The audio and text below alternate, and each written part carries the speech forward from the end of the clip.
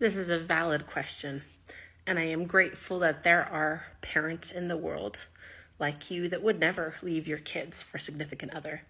However, I think there are a lot of people who do, and if we really get to know them, we might have better understanding why that might happen. From my own experience, religion played a huge role. It was a second marriage for me. I had one child from my first marriage. And when I was put in this position where I had to choose between my husband and my only child, my religion told me it was better to choose my husband. I had friends who are members of the church who told me that, my child was going to be on their own anyway in a couple of years.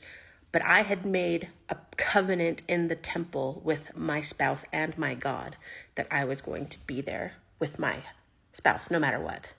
Also, within the Mormon church, there is a hierarchy of how we're to place our love and devotion. Number 1 is God.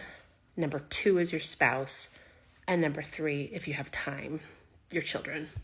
We see this level of commitment time and time again through our whole lives.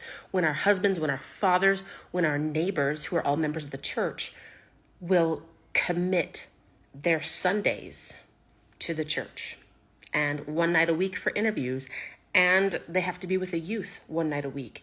They are giving full-time work somewhere else.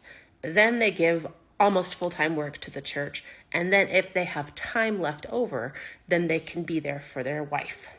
And then if they have time left over after that, they can be there for their children.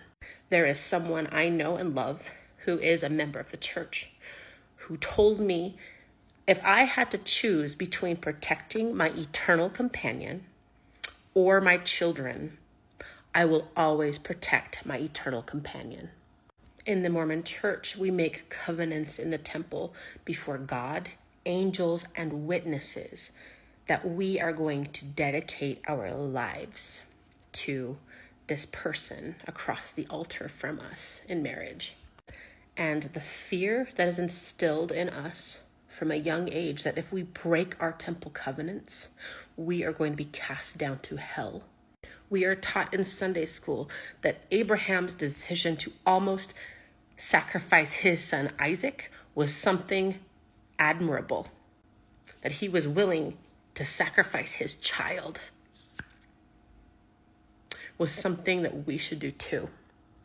So we don't understand why people would choose their significant others over their children unless we've lived it, unless we've been taught our whole lives by people we love and trust that this is the best decision to make. I'm glad that I learned for myself that it wasn't.